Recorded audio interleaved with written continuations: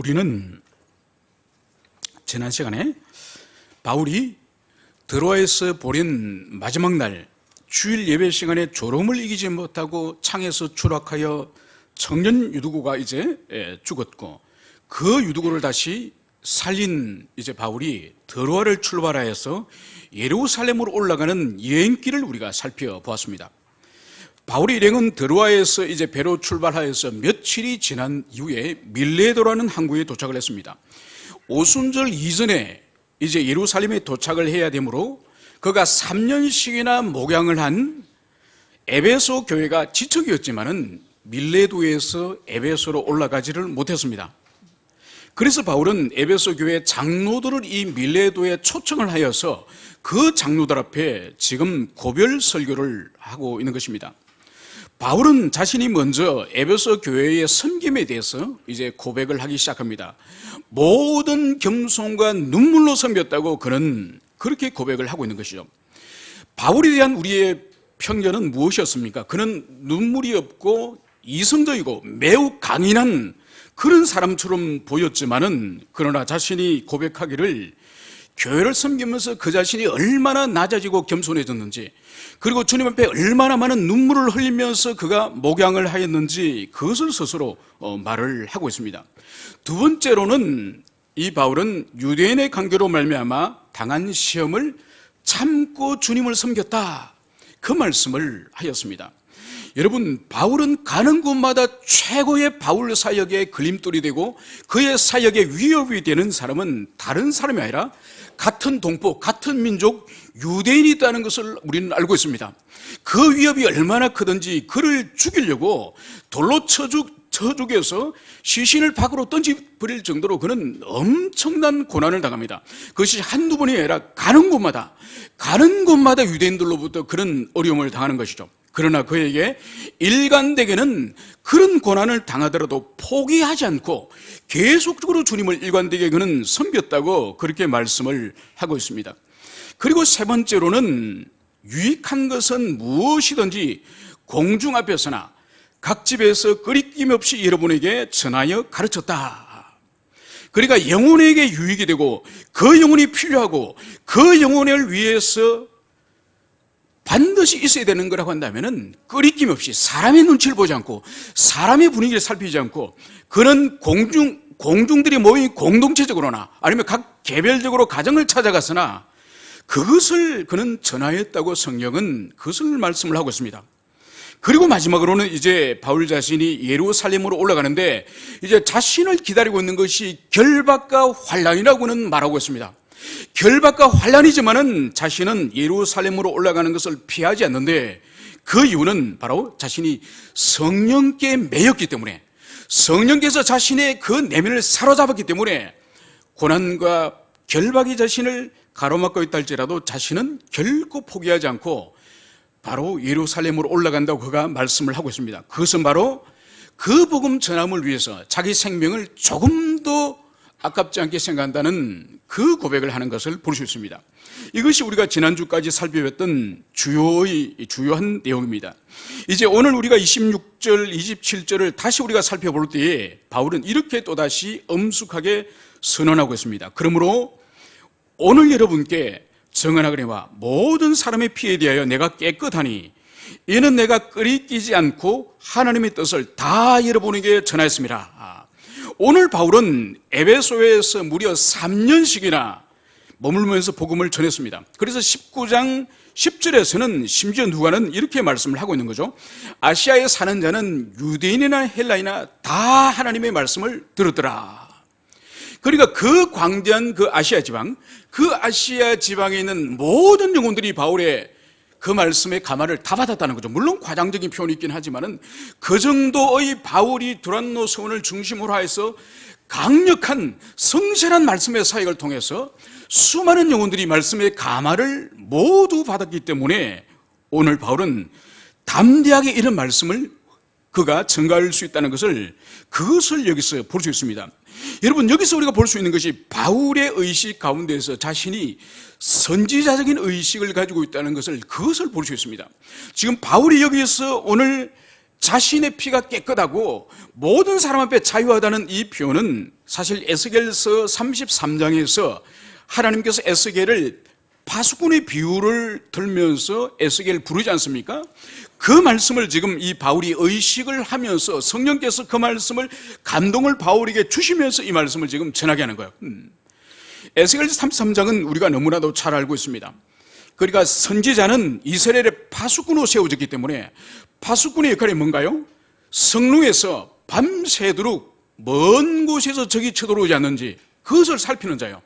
그래서 만약 먼 곳에서 적군이 쳐들어온다면 적시 나팔을 불어서 성 안에 있는 백성들이나 군사들이 전쟁에 대비하고 전쟁을 준비하도록, 그래서 무기를 들고 싸울 자는 싸우고 피신할 자는 피신하도록 그 일을 하는 것이 파수꾼이지 않습니까? 바로 선지자의 사명이 하나님이 주시는 말씀을 가지고 그것을 대중들에게, 회중들에게 선포하여서 자신의 죄를 깨닫고 그리고 참여하면서 주님 앞에 다시 돌아오도록 하는 것이 선지자의 사명이라는 거죠.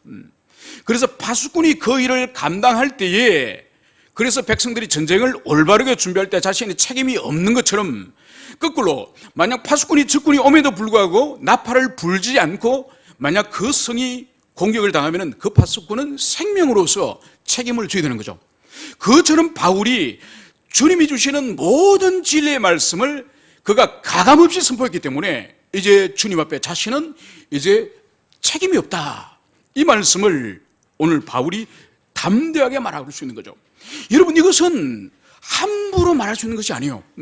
그 자신이 3년 동안에 이 에베소에서 얼마나 성실하게, 얼마나 마음을 다해서 힘써서 가르쳤으면 성령님께서 내적 확신을 주셨기 때문에, 바울을 성령님께서 인정해 주셨기 때문에 이 바울이 말을 할 수 있는 거예요.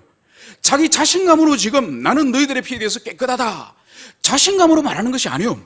성령님께서 바울의 사역을 보증해 주시고 그 마음에 확신을 주기 때문에 바울이 담대하게 이 말을 할 수 있는 거예요.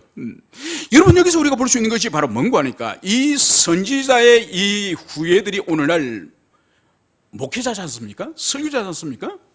여러분, 교회 오늘날 설교자들에게서 필요한 재능들이 너무너무 많아요. 오늘날은 큰 교회를 이루려고 하면 무엇보다도 경영 마인드가 있어야 된다고 합니다.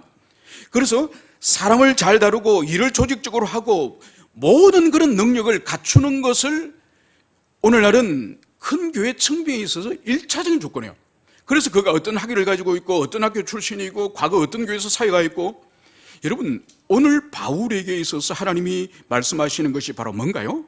하나님의 뜻을 다 전하였다.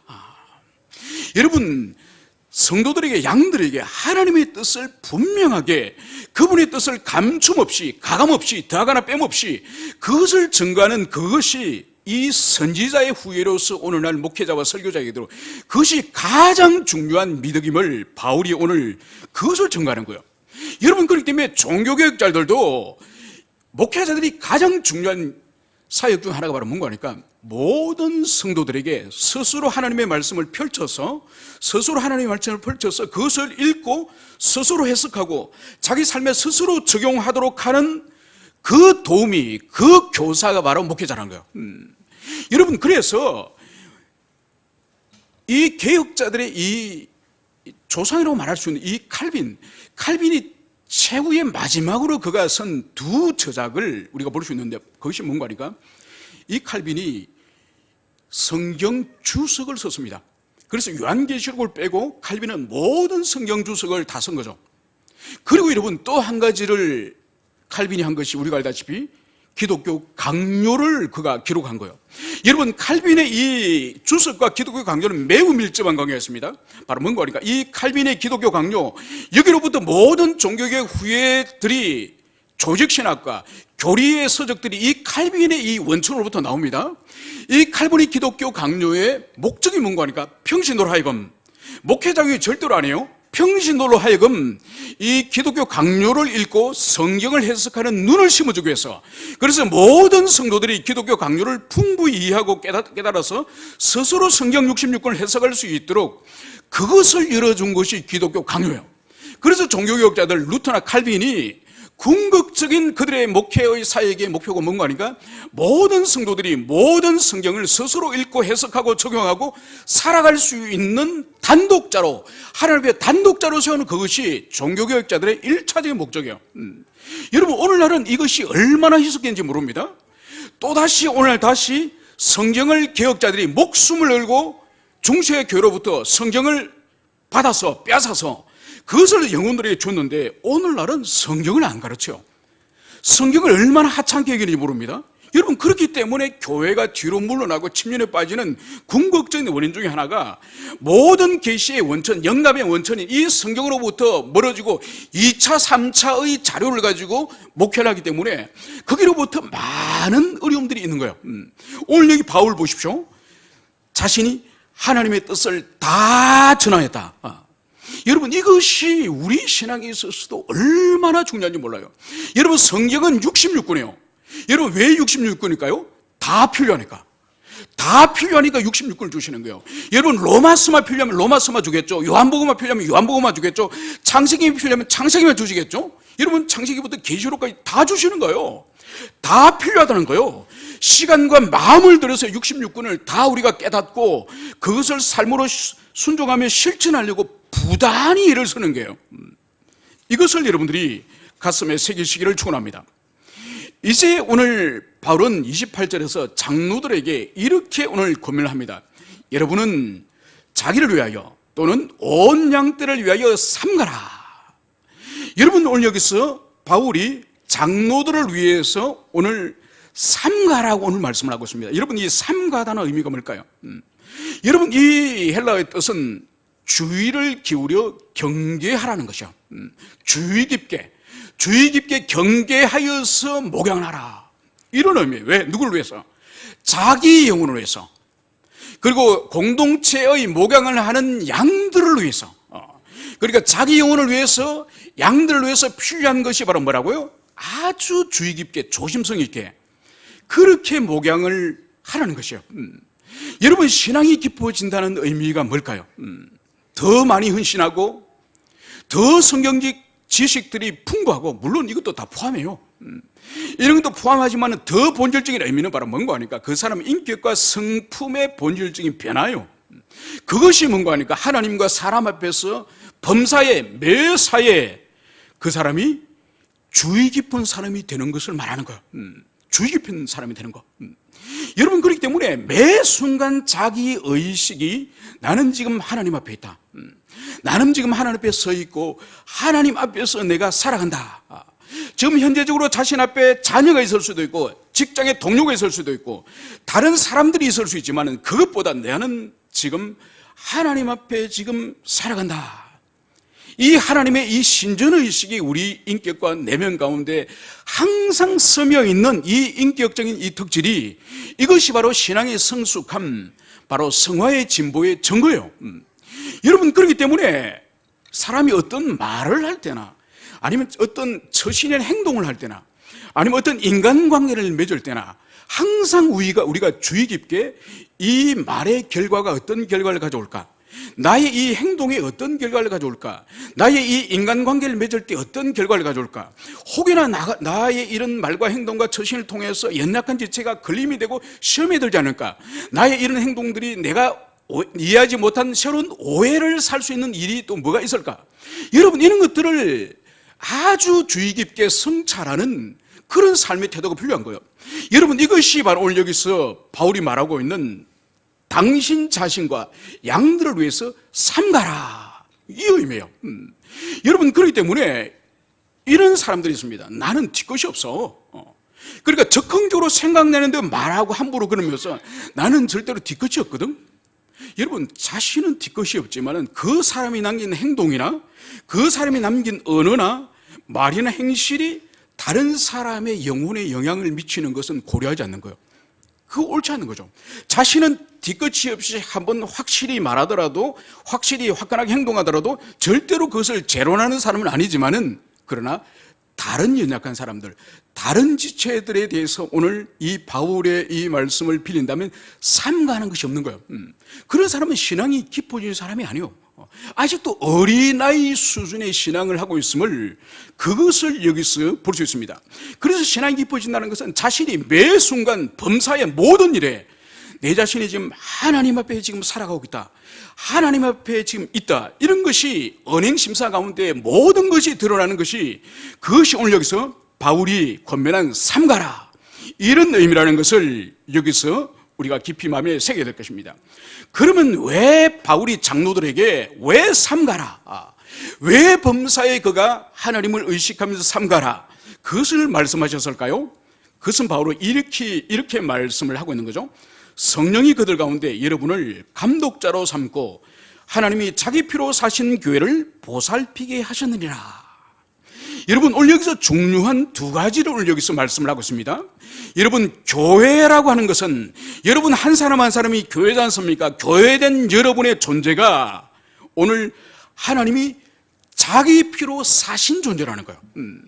여러분 한 분 한 분, 교회된 한 사람 한 사람의 존재가 하나님께서 자기 피를 흘리시고 그 하나님의 피로 사신 그런 존재가 교회된 존재라는 거예요. 물론 여기서 하나님의 자기 피라고 하는 것은 하나님이 피를 흘렸다는 의미는 아니에요.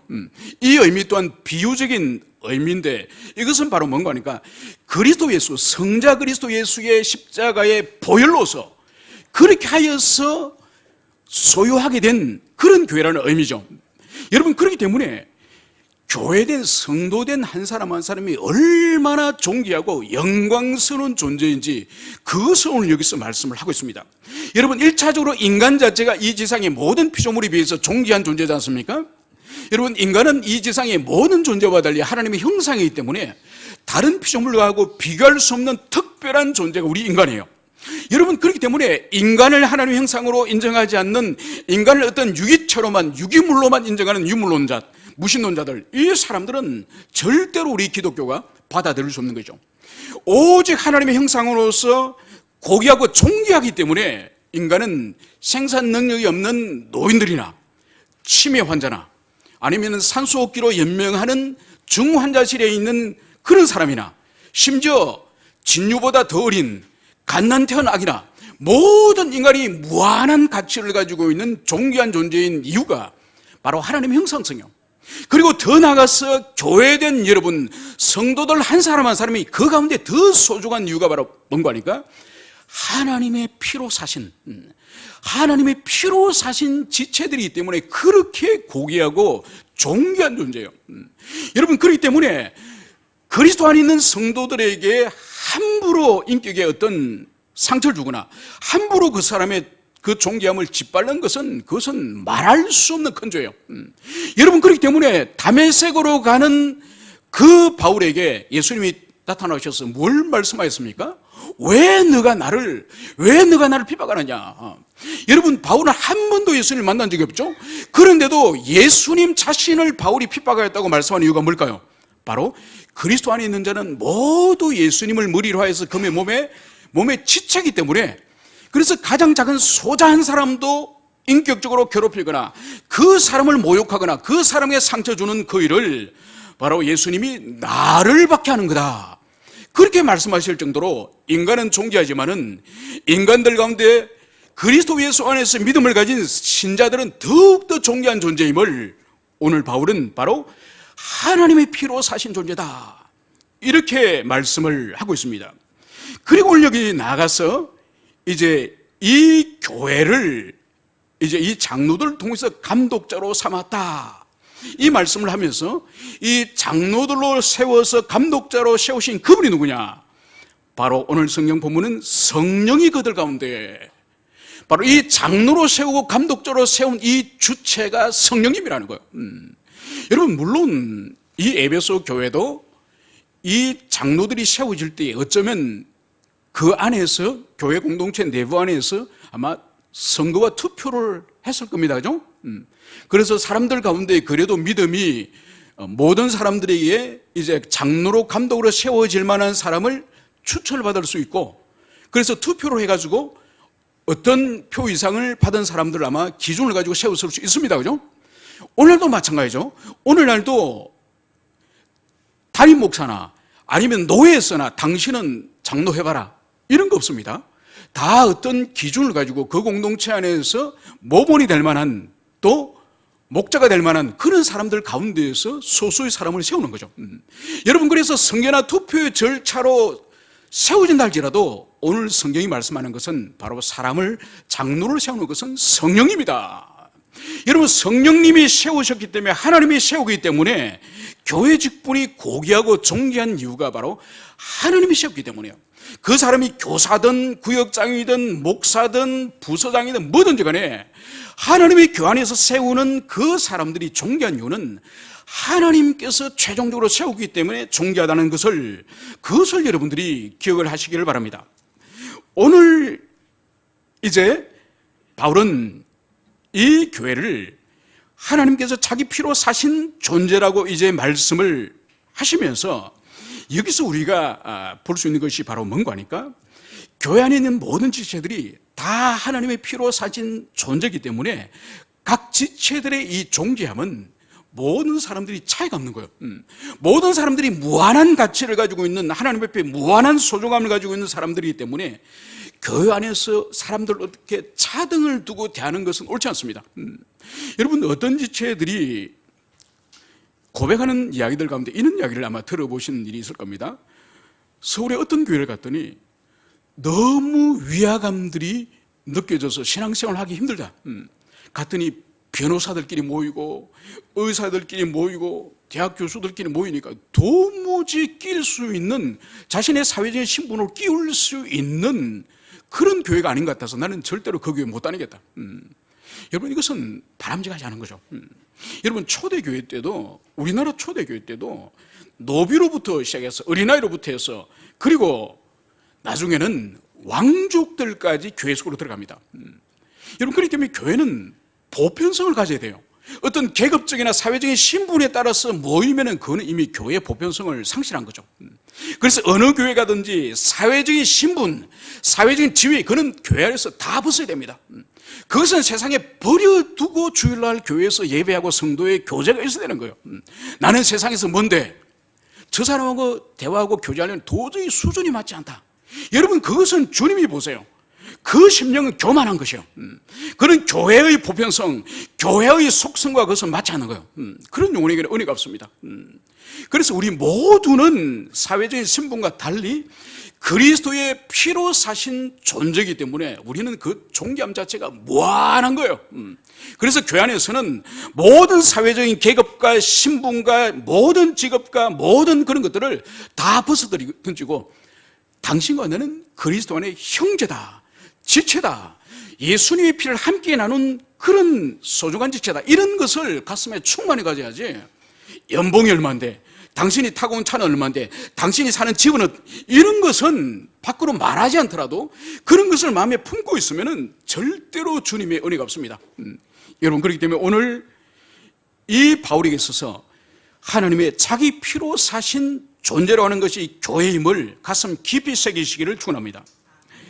이제 바울은 29절과 30절에서 이제 자신이 에베소 교회를 떠날 때에, 떠난 이후에 일어날 교회 위기를 이제 두 방향으로 말씀을 하고 있습니다.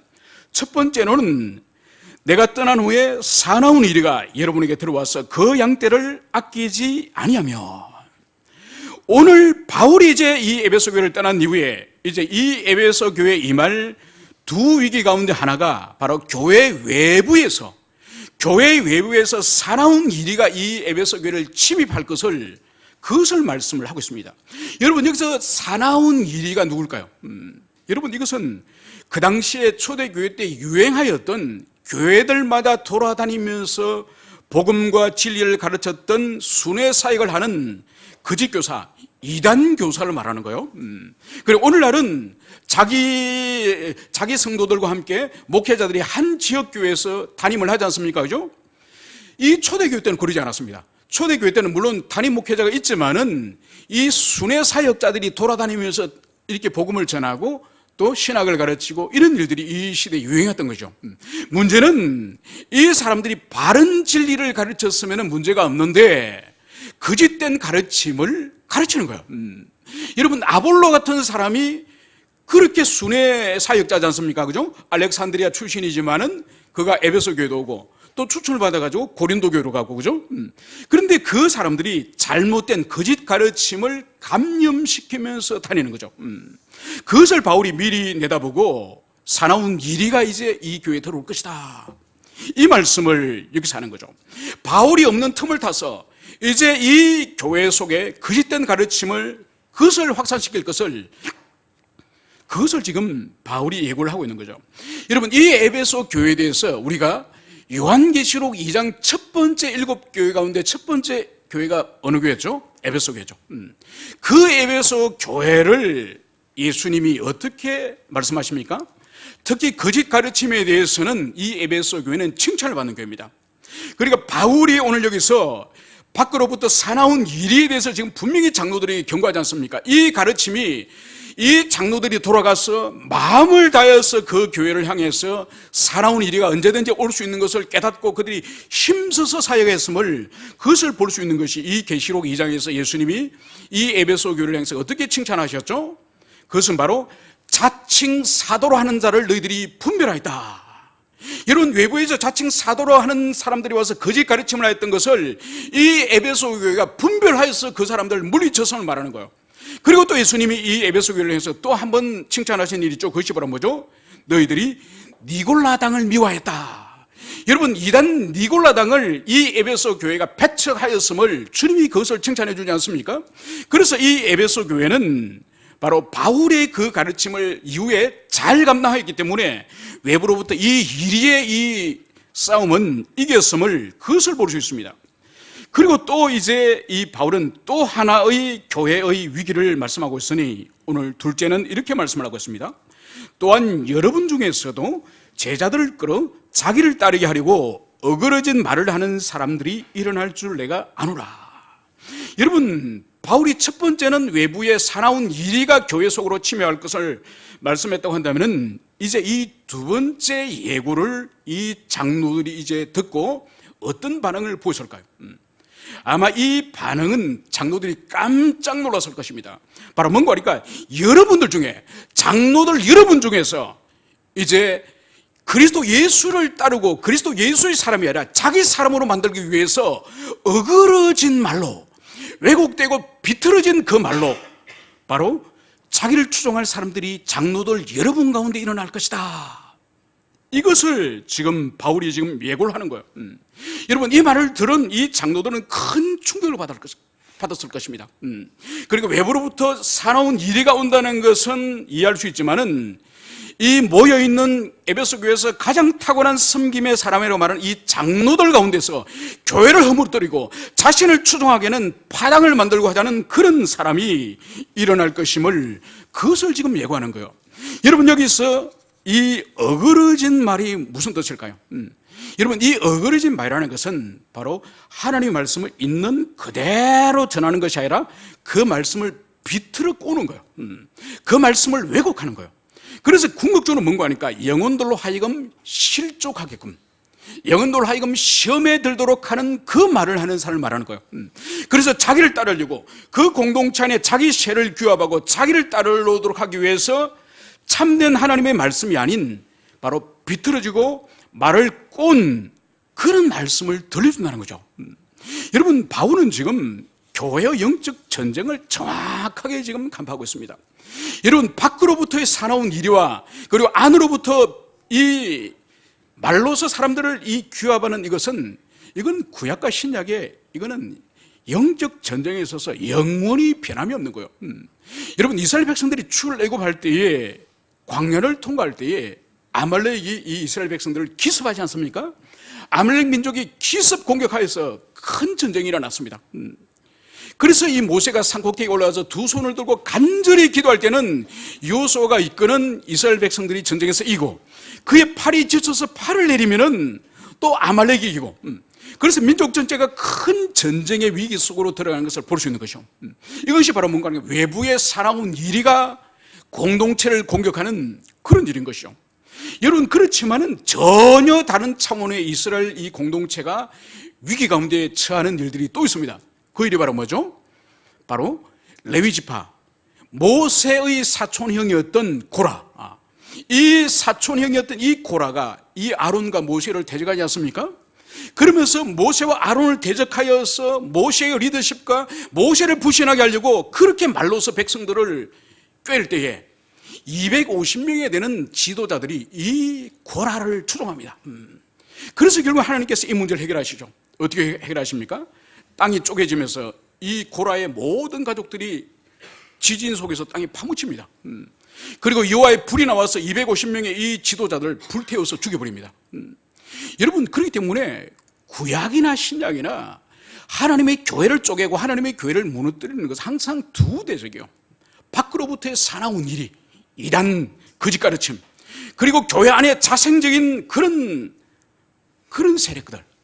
여러분, 이것은 영원히 교회가 이 세상에서 계시록에서 완성되는 그 시점까지 계속적으로 우리가 항상 경계해야 될 것은 외부의 거짓된 가르침이 우리 속에서 어떻게 역사하는지 우리는 그것을 항상 기억해야 되고, 또 우리 안에서 어그러진 말로 성도들로 하여금 그리스도로부터 멀어지고 교회의 연합과 일치를 깨는 그런 말과 행동이 무엇인지 이것을 우리가 살펴야 되는 거예요.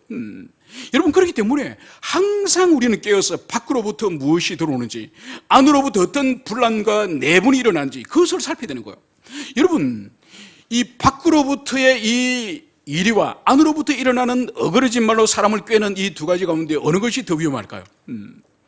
여러분, 밖으로부터 사나운 이리가, 이단이, 대적이, 박해가 있을 때는 교회가 똘똘 뭉칩니다. 함께 모여서 기도하고 함께 힘을 합치는데, 여러분, 내부에서 어그러진 말로 사람들을 유혹하고 사람들의 영혼을 무너뜨릴 때는 하나 되지 못해요. 반드시 공동체가 쪼개지고 나누어지고 영혼들이 실족하고 이런 일을 보는 거죠. 이제 오늘 이 바울이 밖으로부터 안으로부터 있을 이 교회 위기를 향해서 이제 이 장로들이, 그러면 당신들이 어떻게 대책을 강구하고 어떻게 준비될지, 그것을 오늘 31절에서는 바울은 이렇게 권면을 하고 있습니다. 그러므로 여러분들이 일깨어 내가 3년이나 밤낮 쉬지 않고 눈물로 각 사람을 훈계하던 것을 기억하라. 여러분, 밖으로부터 이리의 문제나 안으로부터 사람들을 미혹하는 그 문제에 있어서 이 바울이 이 장로들에게 어떻게 구체적으로 그 대적들의 문제에 대해서 준비할 것인지, 그것은 바로 너희들이 일깨어서, 너희들이 깨어있어서 3년 동안 바울 자신이 눈물로서 가르치고 눈물로서 훈계했던 그 진리를 기억하라. 여러분, 다른 것이 아니에요. 다른 것으로 이 외부의 적이나 안으로부터 일어나는 이 문제를 해결할 수 있는 것이 아니라 바울이 눈물로서 가르치고 훈계하였던, 목양하였던 그 진리를 기억하라. 이것이 바로 교회가 거룩하게 유지되어지고 성도들이 거룩한 심령을 유지하게 되는 이 목양의 궁극적인 비결이 바로 바울이 전가한 진리를, 그 가르침을 붙들고 그것을 기억하라, 이것을 말씀을 하고 있습니다. 여러분, 그렇기 때문에 각 이단에 대해서 오늘날도 보십시오. 신천지나 제메서나 통일교나 구원파나 얼마나 우리 주변에 이 시대 이단들이 많습니까? 그죠? 여러분, 그렇기 때문에 이단들의 특징을 가르치고 이단들에 대해서 이렇게 조심을 시키기 위해서 가르침도 필요합니다. 그거는 필요 없다고 말하지 않았습니다. 그런데 그보다 훨씬 중요한 것은 바로 뭔가 하니까 진리 자체를, 성경과 교리를 통해서 진리 자체를 풍부하게, 그것을 선명하게, 그것을 소유하는 그것보다 더 중요한 것은 없다는 거예요. 그것을 분명히 우리가 가지고 있으면은 예수님에 대해서 어떤 이상한 요소를 말할 때, 저건 가짜야. 또 14만 4천 명이라고 하는 숫자가 차면은 예수님 오신다 하더라. 그래서 14만 4천은 성경을 문자 그대로 해석하는 것을, 저거는 이미 저거는 잘못된 해석이야. 우리 안에서 분명한 성경 진리와 교리적인 지식을 갖추면은 그 수많은 이단들이 세상에 일어나도록 우리가 분별력을 가지게 되면 문제가 되지 않아요. 일일이 따라다니면서 잼에서는 이런 것이고 신천지는 이런 것이고 통일교는 이런 것이고 일일이 새롭게 이단이 생길 때마다 따라다니면서 공부하지 않더라도 분명한 표준이 되는, 분명한 기준이 되는 그 진리만 우리 심령 가운데 역사한다면 전혀 문제되지 않는다는 거죠. 그래서 오늘 바울도 밖으로부터 일이나 안으로부터 일어나는 그런 요사스러운 말을 하는 사람들 향해서 다른 것을 준비하는 것이 아니라 내가 3년 동안 가르쳤던 그 교훈을, 그 가르침을 기억하라, 이것을 말씀하고 있음을 우리가 그것을 기억해야 될 것입니다. 여러분, 구약의 신명기 32장을 가면은 이 32장은 모세의 노래라 불리는 장이요, 이 장 전체가 모세가 노래를 만들어서 이스라엘 백성들에게 노래를 가르친 가사예요, 가사. 그런데 이 32장을 가기 전에 31장에서 하나님께서 모세에게 이제 말씀을 주면서 매 7년이 되면, 매 7년 초막절이 되면은 하나님이 주신 계시 말씀 전체를 이스라엘 백성들을 한 자리 모아서 그것을 낭독하여 주라 말씀하십니다. 그래서 7년마다 하나님의 말씀을 모두 이스라엘 백성들에게 듣게 하셨는데, 이 말씀을 하고 나서 다시 주님께서 모세를 불러다가 노래를 지어라 그래요. 그래서 이 모세가 죽기 직전에, 이제 주님 품으로 가기 직전에 마지막으로 받는 사명이 바로 뭔가 하니까 두 가지인데, 여호수아에게 안수를 하여서 리더십을 여호수아에게 넘기라는 말씀과 하나, 또 마지막으로는 노래를 지어서 이스라엘 백성들에게 가르치라는 것. 그 노래 내용이 신명기 32장이요. 그러니까 이 의미가 바로 뭔가 하니까 하나님께서 7년마다 이 초막절이 되어서 하나님 말씀 전체를 낭독하는 것도 중요하지만은 항상 하나님의 은택을, 하나님의 주권과 그분의 자비하심과 그분의 역사와 그리고 이 우상의 헛됨을 항상 이스라엘 백성들이 노래는 언제든지 부를 수 있지 않습니까? 그래서 이 신명기 32장에 출애굽 이후로 이스라엘 백성들이 자신이 경험하였고, 그리고 아브라함 이후로부터 계시되었던 그 성경 말씀의 엑기스와 엑기스를 모아가지고 이 신명기 32장에 하나님에 관해서 찬송하게 하는 거예요. 그래서 가는 곳마다 그들이 찬송할 때마다 그 하나님의 성품과 자신 민족을 향한 하나님의 구원의 역사와 그 자비하심을 노래할 때마다 그들이 기억될 수 있도록 그것을 하신 거예요. 여러분, 그렇기 때문에 오늘날 이 말씀을 우리에게 적용하고 바울의 시대에 적용한다고 한다면 바로 뭔가 하니까 하나님의 은택을 항상 자신의 의식 세계 속에서 기억하게 하는 것, 생생히 리마인드 되는 것, 이것이 가장 중요함을, 그것을 볼 수 있습니다. 여러분, 왜 우리가 말씀을 지금 몇 년째로 묵상을 하죠? 여러분, 말씀 묵상의 본질이 뭘까요? 말씀 묵상의 목적은 뭔가 하니까 우리의 인격과 내면에 지속적으로 말씀의 영향력이 계속 뻗어나고 스며들고 확장되도록 하기 위해서 그것을 하는 거예요. 여러분, 마치 말씀 묵상은 이런 것과 같아요.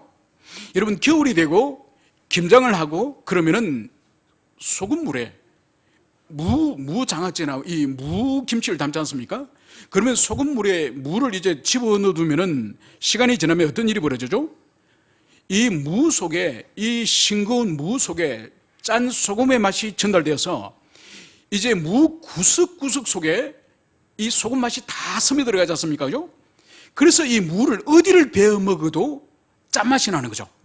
그것처럼 우리가 말씀을 묵상하는 이유 중에 하나가 바로 뭔가 하니까 우리 인격과 내면 가운데에 하나님의 말씀이 깊이 스며들어와서, 그래서 단 주일 예배 시간이나 우리가 특정한 어떤 한 종교적인 시간을 할애한 그 시간 말고 이 묵상을 통해서 우리 내면과 인격 속에 깊이 하나님의 말씀이 마치 무 속에 소금의 성분이 들어와서 무 전체가 짠맛을 느끼는 것처럼 우리 인격 전체에 이 말씀의 역사가 일어날 수 있도록 하기 위해서 이 우리가 성경 묵상을 하는 거예요. 여러분, 그렇기 때문에 성경 묵상은 단순히 그 말씀의 뜻을 깨닫고 이해하고 믿는 것뿐만 아니라 삶의 모든 방면에, 시간의 모든 방면에 있어서 우리 안에 역사하시는 이 말씀에 의해서 우리가 살아가도록 하기 위한 그것이 목적이에요. 여러분, 그렇기 때문에 오늘 신명기 32장에서 하나님께서 이 모세에게 모세의 노래를 만들어서 이스라엘 백성들에게 가르쳐 부르게 하라. 그래서 그 늘 노래를 부를 때마다 자신 인격과 내면 속에서 하나님의 그 크신 역사를 잊지 않고 망각하지 않고 기억하도록 하기 위했다는 그것을 기억하기 바랍니다. 그래서 오늘 바울에게서도 동일한 거예요. 내가 너희들에게 가르쳤던 그것을 기억하라. 이 말씀을 오늘 여기서 하고 있는 것입니다. 이제 오늘 바로는 이제 떠나가면서 앞으로 이 에베소 교회 안팎으로 이제 닥칠 이 위기를 이제 목양해야 될 이 장로들에게 이 32절에서 이렇게 말씀을 하고 있습니다. 내가 여러분을 주와 및 그 은혜의 말씀에 부탁하노니 그 말씀이 여러분을 능히 든든히 세우사 거룩하게 하심을 입은 모든 자 가운데 기업이 있게 하시리라. 여러분, 오늘 바울에게서 이 설교를 들은, 그래서 밖으로부터 이래가 이제 쳐들어올 뿐만 아니라 당신들, 장로들 당신 가운데에서도 교회를 깨뜨릴 사람이 일어날 것이다. 이 말을 들은 이 장로들이 얼마나 심령이 무겁겠습니까? 얼마나 부담스럽겠습니까? 이런 장로를 향해서 오늘 떠나는 바울이 이 사람들을 오늘 누구에게 맡긴다고요? 이 사람들 누구에게 의탁한다고요? 바로 주와 그 은혜의 말씀, 바로 하나님께, 그리고 하나님의 그 말씀에 당신들을 내가 이제 부탁을 합니다. 그러면서 그 하나님의 말씀이 여러분을 능히 든든하게 세울 것입니다. 이 말씀을 오늘 바울이 여기서 말씀을 하고 있는 것이죠. 여러분, 그렇기 때문에 하나님의 교회 안에서 하나님의 사역자를, 영혼들을 든든히 붙잡아 주는 것은 여러분 궁극적으로 하나님의 말씀이라는 거예요. 옆에서 구역장이 세워주고 목회자가 신방을 하고 돌봄이 세워줄 수 있지만은 여러분, 그거하고 비교할 수 없는 것이 우리가 깨닫고 우리가 붙들고 우리가 묵상한 그 하나님의 말씀이 우리의 영혼을 세워주고 붙들고 있다는 것을, 그것을 말하는 거예요. 여러분, 우리가 교회 안에서 하나님의 말씀을 붙드십시오. 말씀을 굳세게 붙잡으십시오. 이런 이야기를 우리가 얼마나 많이 하고 듣습니까? 그죠? 여러분, 이것이 맞는 말씀이에요. 말씀을 붙든다는 의미는 바로 뭔가, 우리가 그 말씀을 우리가 성령 안에서 깨닫고 그 말씀을 굳게 우리가 믿으며 그 말씀을 우리가 의지하는 것을 말합니다. 여러분, 이 단계를 넘어서는 것이 뭔가, 그러니까 그 단계를 넘었으면은 그 하나님의 말씀이 그 사람을 꽉 붙들고 있는 거죠. 여러분, 그렇기 때문에 우리가 어떤 인생의 시험에 들거나 위기에 들 때에 성령께서 그 인격과 내면 속에 불현듯 그 영혼에 합당한 하나님의 말씀을 기억나게 합니다. 아니면 성경을 읽거나 설교를 듣거나 그때 그 말씀이 우리에게 기억되어지고 깨달아지면서 그 말씀이 우리에게 위로를 주거나 쉼을 주거나 영혼을 살리시거나, 그러면서 그 영혼이 오히려 우리 자신을 꽉 붙들고 보호하고 지킨다는 그것을 경험하는 거예요. 여러분, 이것이 하나님의 성품을 경험하는 것이고, 이것이 하나님이 우리를 붙들고 있다는, 하나님의 말씀이 우리를 세우고 있다는, 지킨다는 그 경험이에요. 여러분, 그렇기 때문에 말씀을 묵상하는 이유 중에 하나가 바로 뭔가 하니까 그 말씀을 깊이 묵상하면서 나중에는 하나님의 그 말씀이 우리를 보호하고 지키시고 그 말씀이 우리 삶의 모든 영역에서 함께 동행해 주신다는 그걸 경험해야 돼요. 그래서 처음에는 내가 말씀을 붙잡는 것 같았는데 시간이 지나면서 내가 말씀을 붙잡는 것이 아니라 그 말씀이 내 삶을 꽉 붙들고 있고 내 영혼을 붙들고 있기 때문에 내가 넘어지지 않는다는 그 단계로까지 나가야 되는 거예요. 그 단계로 나가지 않고 우리의 의지가 여전히 주도권을 쥐고 우리의 의지가 어떤 말씀을 붙들고 말씀을 사모하는, 여러분, 그 이상의 그분이 그분의 말씀이 내 삶을 장악하시고 내 삶을 이끄시고 내 삶을 보존하시고 내 영혼을 그분이 지키신다고 하는 그 말씀의 경험까지 나가기를 말씀하는 거예요. 그래서 오늘 바울이 여러분을 능히 든든히 세우는 것은 다른 것이 아니라 바로 그 은혜의 말씀이다. 이것을 여러분들이 깊이 경험하시길 바랍니다. 이제 오늘 바울은 마지막으로 33절과 35절에서 이제 장로들에게 지금까지 에베소에서 3년간을 목회하면서 자신이 살았던 삶, 즉 모본적인 삶, 그것을 오늘 여기서 말씀을 하고 있습니다. 여러분, 오늘 바울이 오늘 33절과 34절에 자신이 아무의 은이나 금이나 의복을 탐하지 않았고 또 자기 손으로 모든 자신의 필요와 동행의 필요함까지 자신이 채웠다, 이 말씀을 하는 거예요. 여러분, 이것은 바울이 자기의 헌신과 모분을 자랑하기 위한 것이 아니에요. 자랑할 것이 아니라 이제 장차 밖으로부터 들어올 이 살아온 일이 이 이단 거짓 교사들과 자신을 비교하기 위해서 오늘 주신 말씀이에요. 바로 뭔가 하니까 이 거짓 교사들 이리들에게 있어서 공통적으로 나타나는 것 중 하나가 바로 뭔가 하니까 물질에 대한 탐심이에요. 여러분, 이것은 이 초대 교회뿐만 아니라 오고 오는 교회 역사 가운데에 이단들의 특징 중에 하나가 바로 뭔가 하니까 반드시 그들이 기성교회에서 가르치지 않는 진짜 진리만을 자신들이 소유하고 또 말하지만은 그들의 삶의 한편으로 볼 때는 반드시 물질에 대한 탐심을 이단은 반드시 가지고 있습니다. 여러분, 이단의 공통적인 특징 중에 하나가 바로 뭔가 하니까 탐심이에요. 여러분, 그래서 보세요. 통일교가 거대한 그룹이지 않습니까? 그죠? 거대한 기업들을 가지고 있습니다. 여러분, 구원파 보세요. 구원파가 얼마나 큰 기업을 가지고 있습니까? 그죠? 여러분, 과천에 있는 그 이단 보세요. 얼마나 돈을 그럽니까? 그래서 최근에는 보세요. 14만 4천 명이 차면은 예수님이 다시 와서 세상이 끝난다고 그들이 초기에는 가르쳤죠. 그죠? 그런데 그것을 그 사람들이 너무 열심히 하는 바람에 14만 4천 명이 넘어버리고 지금 20만이 돼갑니다. 그러니까 곤란한 거예요. 아니 14만 4천이 차면은 세상 끝이 와야 되는데 예수님도 안 오고 세상 끝도 안 오니까. 그래서 이 사람들이 이 14만 4천을 다시 맞추기 위해서 그들이 만든 교리 중 하나가 바로 뭔가 하니까 우리 중에도 가짜가 있다. 진짜는 어떻게 구분하느냐? 열심으로 그것이 드러난다. 그리고 열심이 없는 사람은 14만 4천에 드러난 사람이 아니다. 여러분, 그러면 전도 못할 사람도 또 있을 수 있지 않습니까? 구조적으로. 그렇기 때문에 그 대안이 바로 뭔가 하니까 그러면 돈을 내놔라. 그래서 전도 못할 사람들에게 돈을 수백만 원씩 한 사람 앞에 내놓도록 합니다. 뭐죠? 물질에 대한 탐심이에요, 탐심. 여러분, 이단들의 공통적인 특징은 그들이 입으로는 우리에게만 진리가 있다, 예수님이 우리에게만 계시를 주셨다, 우리만의 참교회다, 이것을 입으로는 그렇게 말하지만은 다른 한 손은 물질을 끊임없이 탐욕을 부리는 그것을 볼 수 있습니다. 여러분, 그렇기 때문에 장차 이 밖으로부터 사나운 이리가 들어왔을 때에 그들이 참된 진리라고 강론할지라도 그들에게 보여주는, 나타나고 있는 그것이 바로 물질에 대한 탐심이라고 한다면 그들은 가짜다.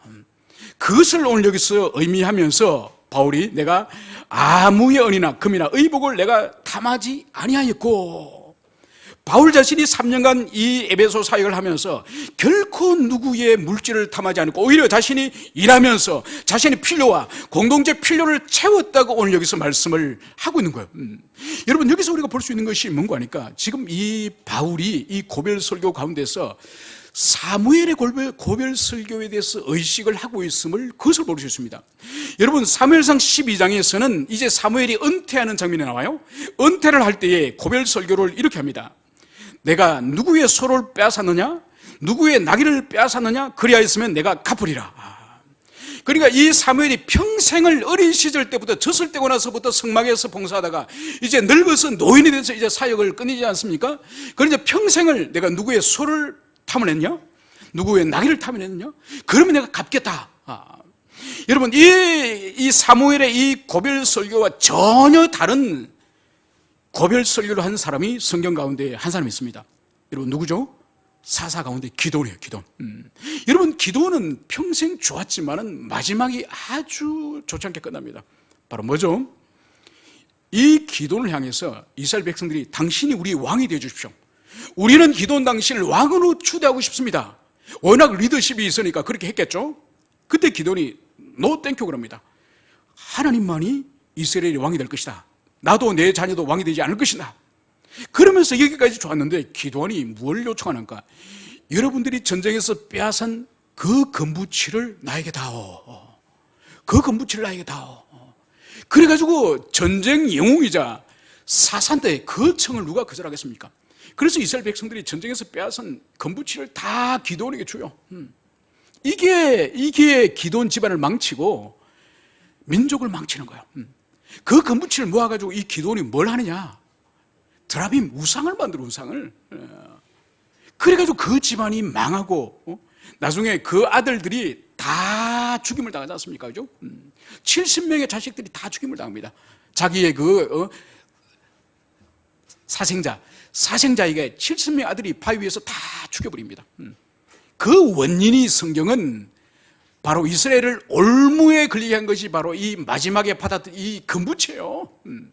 여러분, 그렇기 때문에 오늘 바울이 자신의 이 청렴과 결백은 바로 참된 목자, 참된 이 사역자의 표준이다. 그리고 이후에 교회에 등장하는 이 사나운 이리의 그 탐욕은 가짜다. 이것을 여기서 말하고 있습니다. 여러분, 이것은 우리 예수님이 친히 모본을 보인 것이고, 그 예수님 모본을 따라서 바울 자신 또한 청렴하고 이 결백한 사역의 모본을 보였음을, 그것을 여기서 보여주고 있습니다. 이 말씀 사역이 이제 모두 끝나고 나서 이제 오늘 36절, 37절, 38절에서는 이제 이들이 무릎을 꿇고 모든 사람과 함께 기도하였다고 말씀을 하고 있습니다. 이 기도 내용이 뭔지 우리가 알 수 없지만은 아마 이 남겨진 이 장로들을 하나님 도우시고, 이 장로들이 넘어지지 않도록, 이 장로들이 시험에 들지 않도록, 밖으로부터의 사나운 이리가 오더라도 그들을 막아낼 수 있도록, 영혼들을 지킬 수 있도록 아마 바울이 그것을 기도했을 것입니다. 그러고 나서 모든 사람들이 울며, 크게 울며 바울의 목을 안고 입을 맞추고, 그리고 다시 그 얼굴을 보지 못하리라 한 말로 말미암아 더욱 근심하고 배에까지 그를 전송하니라. 이렇게 말씀을 결말을 맺고 있습니다.